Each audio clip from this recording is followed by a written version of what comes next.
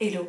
Bon, l'heure est grave, on arrive à ce vlog parce que je viens de terminer le livre que je lisais ce matin. Il est donc l'heure de m'attaquer à cette relecture. Je m'apprête à relire, plus de 10 ans après sa sortie, Twilight, le tome 1. Je l'avais trouvé en vente Emmaüs. Je me suis dit que ça pouvait être marrant de le relire et pourquoi pas documenter cette expérience comme l'avait fait Lire avec Lilia il y a 2 ans de ça, je crois. Nous sommes le 23 octobre. Aujourd'hui, je vais rouvrir ces pages, notamment dans le métro, et je sens que je vais avoir des moments de solitude à lire ce livre dans des lieux publics. Je vais donc me taper près de 600 pages d'une fille qui tombe amoureuse d'un vampire avec une prose assez cliché, je pense. On part pas sur le meilleur des romans, mais je sens que cette expérience va être mémorable.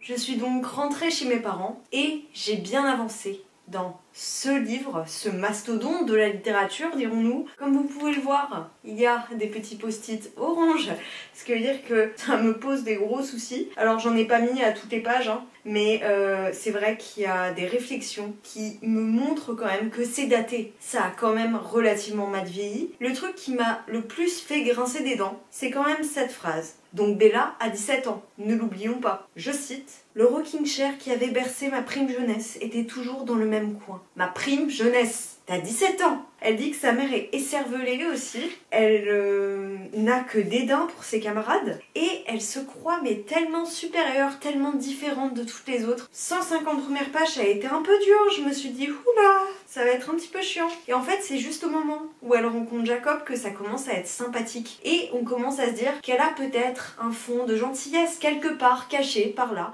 dans cette ingratitude émanant d'elle-même. Là, je suis à 159 pages précisément. J'ai lu 6 premiers chapitres et j'avoue que c'était long. Mais ça permet de pas trop se prendre la tête. À côté de ça, je lis un livre quand même un petit peu plus intelligent, que je lis dans le cadre du prix des étudiants de France Culture. Si vous êtes étudiant et que vous avez moins de 26 ans, vous pouvez participer. Là, cette année, c'est terminé, mais l'année prochaine, vous pourrez. Et franchement, guetter ce type de concours, de prix, c'est toujours hyper agréable de découvrir des œuvres comme ça, qu'on n'aurait pas pris le temps de lire habituellement. Et puis ça me fait découvrir de nouveaux horizons. Là, je suis dans Le Château des Rentiers de Agnès de Sarthe. C'est pas du tout le même mood. Ah, c'est clairement pas le même mood. Ça me permet de lire quelque chose qui me demande un petit peu plus de réflexion, qui m'offre beaucoup plus de choses à voir dans la réalité, plutôt que ceci. Il faut savoir que moi, je suis pas du tout quelqu'un qui lit du fantastique. C'est-à-dire qu'à partir du moment où on s'écarte du monde, de la réalité, ça me laisse sur le côté. Clairement, on me laisse sur le bas-côté de la route. Et pour le coup, l'avantage, c'est que ça se passe dans notre monde, mais qu'il y a des petites touches de fantaisie, donc ça passe encore. J'avoue que Twilight, c'est le souvenir de moi qui piquait les livres à ma sœur en cachette. Je me réfère beaucoup aux films parce que j'ai plus regardé les films que je n'ai lu les livres. Il y a des personnages qui me donnent plus d'intérêt. Maintenant, je trouve qu'elle a énormément de dédain et de supériorité par rapport à ses congénères. C'est assez impressionnant. Déjà, son père, on a l'impression qu'elle le prend pour le premier plouc du coin. La pire des adolescentes. T'as envie de lui foutre des baffes. Je me lancerai dans la suite là dans la journée et puis je viendrai vous faire un retour dans le prochain plan que vous verrez. On est le 1er novembre, je suis désolée, ça fait environ une semaine que je ne vous ai pas pris. Je reviens pour vous parler de la suite de ma lecture de Twilight parce que j'ai fortement avancé, à défaut de vous avoir pris en vidéo. Je suis donc désormais à la page 367. Que dire, que dire, que dire? Il y a donc rapprochement entre Bella et Edward, le fameux. Par contre, il y a un moment où il va falloir qu'elle arrête de l'appeler Adonis parce que il est pas digne des dieux non plus, son bonhomme. Et ça va un peu vite en besogne. Elle lui dédie sa vie dès les premières semaines où elle le connaît. Enfin, ça n'a absolument aucun sens. Mais passons, c'est Twilight, j'ai envie de vous dire. Il y a cette fine distance dans la scène où ils s'embrassent pour la première fois. On sait pas si à la fois il a envie de la bouffer ou d'être tendre avec elle. C'est assez perturbant. Ce que je note aussi, c'est qu'il y a eu une bonne description des personnages secondaires. Ils ont des arcs narratifs qui sont beaucoup plus intéressants que les personnages principaux et que leur romance qui est le sujet principal de cette histoire. Pourquoi on n'a pas fait des tomes sur les sœurs? Il y avait des points qui pouvaient être intéressants, mais c'est pas ceux qu'elle a décidé d'explorer. Rosalie, elle était vachement plus intéressante. Alice aussi. Jasper aussi. Et au final, c'est pas du tout ce qu'elle a décidé de mettre en avant. Donc, grosse lacune quand même. Il y a un truc, c'est au moment où il lui révèle déjà que le mec est venu la regarder pendant qu'elle dormait tranquillement. Limite, elle commence à fantasmer. Et le seul truc qui l'emmerde, c'est quand même qu'elle ait peur qu'il l'ait vue en train de marmonner dans son sommeil. Il y a un moment, t'es pas énervé pour ça. T'es énervé parce que quelqu'un est venu dans ton intimité, en fait. Elle s'est sentie humiliée à cause de ça, soi-disant. Et autre point que je vous ai pas mentionné la dernière fois, mais quand vous prenez le début du récit, quand il lui avoue pas qu'il est vampire, qu'il est chelou et tout, bon, nous on connaît l'histoire. Mais en fait, si on prend ça hors contexte sans connaître l'histoire initiale, on a clairement l'impression que ce type fait partie d'une secte. Et ce qui est assez cocasse, c'est quand même que Stephanie Meyer fait partie elle-même des Mormons. En regardant sur internet, en essayant de trouver des informations, je me suis rendu compte qu'il y a plein de choses dans cet univers vampirique qui ont un lien avec les coutumes des Mormons et les règles des Mormons. Et ça, franchement, ça m'a fait assez rire. Sur ce, je vais vous laisser et puis je reviendrai pour le prochain plan. Je suis désolée parce que je vous ai pas pris entre temps, mais j'essaierai de revenir plus rapidement maintenant. Je vous reprends, on est le lendemain. Je vais bientôt m'en aller de chez moi, mais je viens vous parler du coup de Twilight. J'ai avancé, j'ai lu 2 chapitres hier soir. Et encore une fois, je continue à me dire que le plus intéressant, c'est finalement la storyline des personnages secondaires. Toujours et encore, ils vont vite en besogne. Enfin, ils sont amoureux l'un et l'autre à un point tel, on ne comprend pas comment c'est venu. C'est-à-dire qu'il y a même un moment où lui, il lui dit « Tu es ma vie ». Alors déjà, c'est très ironique en sachant que le mec n'a plus de vie. Ils se prennent pour Roméo et Juliette alors qu'ils se connaissent quasi pas. Le flirt est genre exponentiel alors qu'ils se connaissent à peine, ils connaissent à peine leur goût, enfin bref. Et là, il y a eu aussi l'entrée en matière de la storyline de Carlyle, qui est donc le père, et qui est vachement plus intéressante que tout le reste. Et il y a aussi l'entrée en matière des factions adverses, des autres vampires, qui sont eux méchants et qui eux ont décidé de quand même manger des humains. J'attends de voir ce que ça va me donner. Il me reste moins de 200 pages et j'ai vraiment hâte de le terminer parce que c'est vraiment pas mon genre de prédilection. Je vous en parle quand j'ai avancé. Je vous retrouve, on est le vendredi 3 novembre. Je viens vous parler de lecture bien évidemment, mais je crois que j'en ai un peu marre de vous parler que de Twilight, même si c'est un peu le sujet du vlog. Je vais vous parler un petit peu des autres lectures qui m'ont accompagnée pendant ces derniers jours, parce que je ne fais pas que lire Twilight, sinon ma tête serait totalement explosée. Comme je l'ai dit plus tôt, j'ai lu Le Château des Rentiers de Agnès de Sarthe. Elle fait de très beaux passages sur la vieillesse, de toute façon j'en aurais parlé dans le bilan culturel que j'ai tourné cette semaine. J'ai beaucoup aimé ce livre, c'est très doux, très sensible,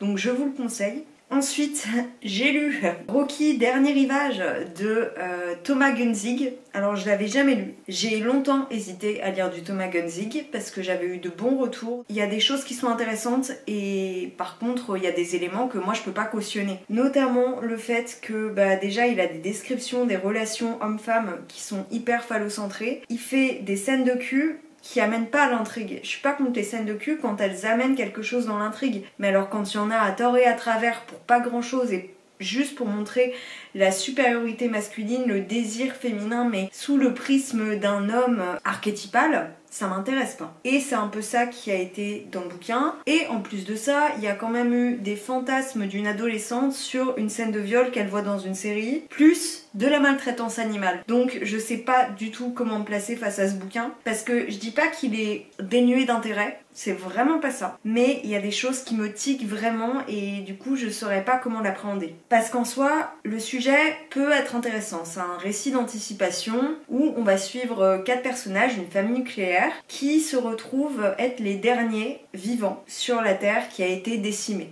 Ils sont rescapés sur une île et ils doivent vivre ensemble. Il y a aussi d'autres personnes qui s'appellent Isa et Marco, si je ne me trompe, et qui sont plus ou moins leurs hommes et femmes à tout faire. Il y a un espèce de retournement de situation où ça m'a un peu fait penser à l'île aux esclaves de Marivaux, qui est une pièce que j'adore. Et de l'autre côté, il y a aussi toute la question de la technologie, qui est à la fois le dernier signe de la société d'antan, et ça, sur ce point, c'était extrêmement intéressant. Malgré le fait qu'il y ait une omniprésence de l'opulence, de la famille, de l'intérêt, de l'argent, des comptes en banque, et de ce que ça devient à partir du moment où il n'y a plus d'échanges pécuniers au sein des sociétés, parce que tout simplement la société a totalement été éradiquée. Donc ça, c'est hyper intéressant. Mais de l'autre côté, il y a des passages où l'auteur n'a fait que m'excéder, notamment parce que les personnages étaient des personnages détestables, tous autant les uns que les autres, mais c'était voulu. Après, je trouve que c'est un auteur qui a l'art de se moquer de son lectorat grâce à sa plume. Je sais pas si je suis claire, mais c'est comme si il nous trompait, il nous jouait des tours constamment. Il y a des phrases qui me semblaient un petit peu trop provoques pour pas grand chose, donc je ne sais pas trop comment placer. Encore une fois, je ne fais que déblatérer depuis 4 minutes, mais passons. Donc à la suite de ça, j'ai fait une petite pause dans les livres que j'avais à lire pour ce prix, et j'en ai repris un hier soir, que j'ai bien avancé déjà.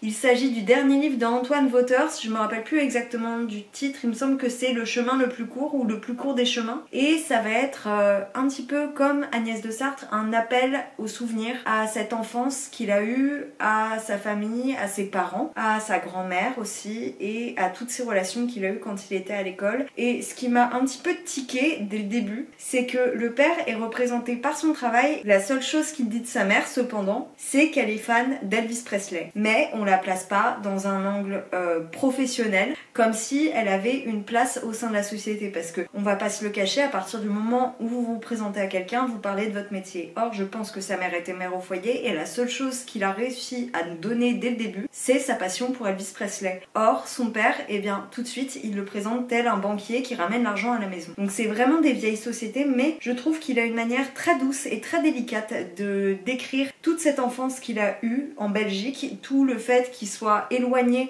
de la société très urbaine, et donc c'est assez intéressant malgré le fait que parler de campagne et entendre parler de campagne, c'est quelque chose que je trouve relativement soporifique. Mais pour le coup, sa plume est très sympathique. Si je peux donner une image par rapport à sa plume, je vois une petite plume justement délicate et qui virevolte en tombant au sol. Donc je sais pas si l'image sera très causante, mais en tout cas je me comprends. Donc j'espère que ça sera votre cas aussi. Sinon, je termine enfin sur Twilight parce que c'est le sujet, même si j'ai voulu passer outre au début de ce plan. Hier j'ai lu un chapitre qui était donc la scène où ils vont faire du baseball dans la forêt plus ou moins cachée lors d'un temps d'orage. C'est au moment où les autres vampires essayent de trouver de la chair fraîche afin de se la mettre sous la dent, et donc c'est ce passage-là. Je trouve que ça n'apporte rien à l'intrigue, ne serait-ce que l'idée du tournoi de baseball, le fait qu'ils arrivent et qu'elles doivent se cacher. Franchement,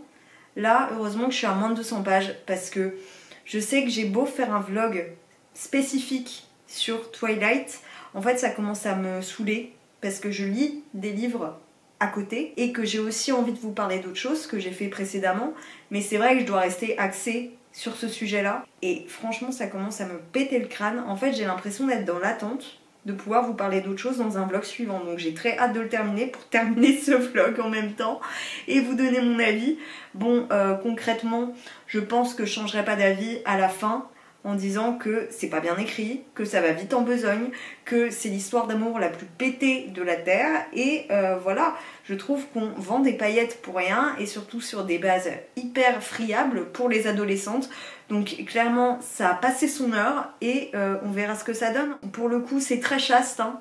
Il n'y a pas de scène de cul comme j'ai pu m'en plaindre pour d'autres bouquins dernièrement, donc au moins ça me fait une petite pause par rapport à ça. Mais il y a quand même des passages où on se demande, parce qu'à un moment il se réveille dans sa chambre, elle est toute décoiffée, elle en peut plus, c'est comme si elle avait passé une nuit torride, et au final il n'y a pas de mention de sexe, donc ils ont pas couché ensemble, surtout que le mec aurait sûrement pas pu se contrôler. Mais Ouais, c'est assez étrange. En tout cas, on sent quand même que Stephenie Meyer était un petit peu dans un fantasme personnel par rapport à la figure du vampire.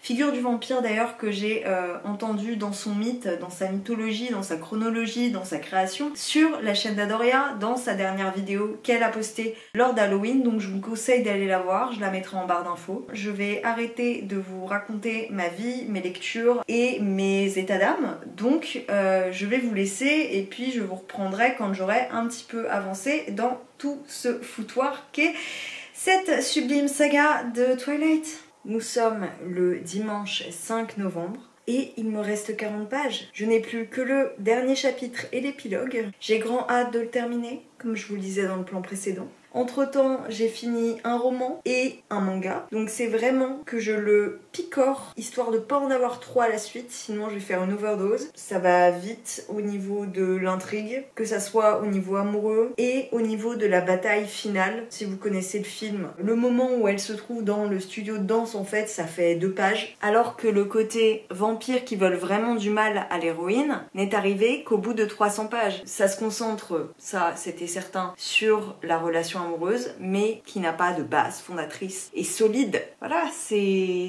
daté, c'est assez mauvais, mais bon, ça je m'y attendais. Je me lance dans ces 40 dernières pages et je viens vous faire un update très bientôt.